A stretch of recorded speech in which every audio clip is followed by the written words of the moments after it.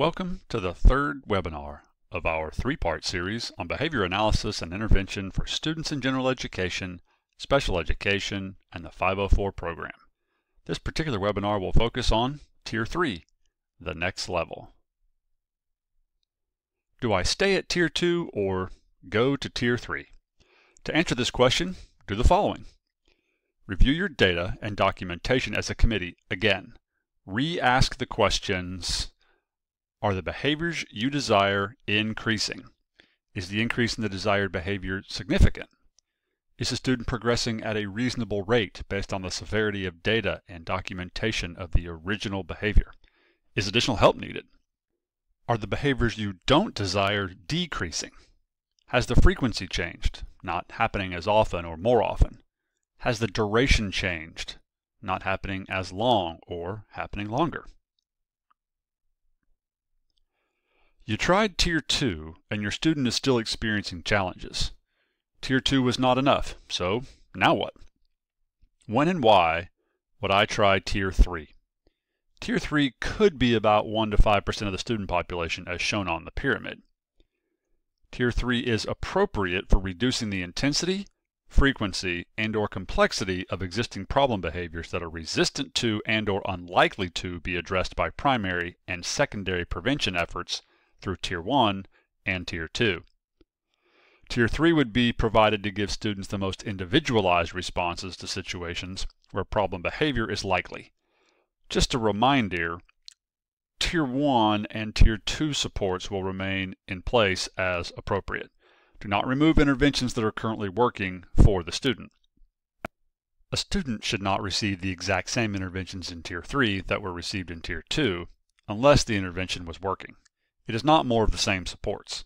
Staff should revisit the student's current situation to possibly include the following: student strengths, behaviors that interfere with academic progress, and activities taking place when the behavior occurs. The location or time frame of the behavior, individuals involved with the behavior, and other behaviors taking place at the same time as the target behavior should also be noted. In addition, triggers, what de-escalates the behavior, avoidance behaviors, and events that take place after the behavior should be noted as well. Review what has worked and what hasn't worked for the student. Continue what is working, but also add additional supports that are more individualized for the student. Also, work on generalization of the student's skills as well. Create a program that works for each individual student. If additional support is needed, reach out to your LEA or regional specialist. Let's review the behavior process. What does the behavior process look like? All behaviors start with a motivator or a purpose. There is a reason for all behaviors. The student is attempting to accomplish a goal with a challenging behavior. Once a student is motivated or has a reason to misbehave, it doesn't take much to trigger or start the behavior. Over time, the goal is to change the challenging or unwanted behavior with a replacement or more appropriate behavior, and finally to a desired or wanted behavior. The chart reflects the difference in the outcome when a behavior is challenging versus a desired behavior. The purpose of the Tier 3 supports is to reach consequence 2 or the desired outcome. An example is noted at the bottom of each box on the slide. Take a few minutes to review the example. You might even consider pausing the webinar to allow yourself time to review this slide.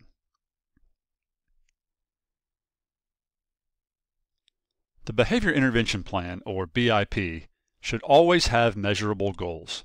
While IDEA does not limit the number of goals a student can have, a desirable BIP should be limited to the most challenging behaviors. There may be multiple challenging behaviors, but every challenging behavior cannot be changed at once, so it is important to focus on the most concerning behaviors to support student success. The components of a targeted behavior goal are included on this slide. The target behaviors noted in the BIP should describe the classroom environment, motivators, classroom strategies, social skills training, and the consequence. Please keep in mind that restraints, such as CPI, are not a consequence and should not be listed on the BIP. Remember, the BIP should be based on data such as the data in the functional behavior assessment. if one was conducted, and should be detailed enough that anyone who is unfamiliar with the child could implement the plan. A functional behavior assessment is not required to complete a BIP. However, appropriate data to support a BIP must be in place.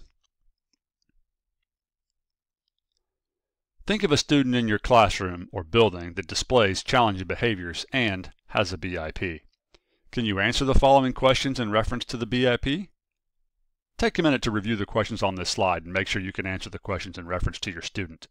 If you cannot answer all the questions, consider revising your BIP to ensure all appropriate and necessary details are included. Remember, the BIP should be very specific to the student and detailed enough that anyone could appropriately implement the BIP. You might want to pause here to allow yourself time to review this slide. Part 3 concludes our webinar series. For additional questions on individual student needs or for additional training on behavior interventions, please reach out to your regional consultant who provides support in the area of behavior. Our contact information is provided for you. Should you have any additional questions about the information provided, please contact Lane or Stacy. Thank you.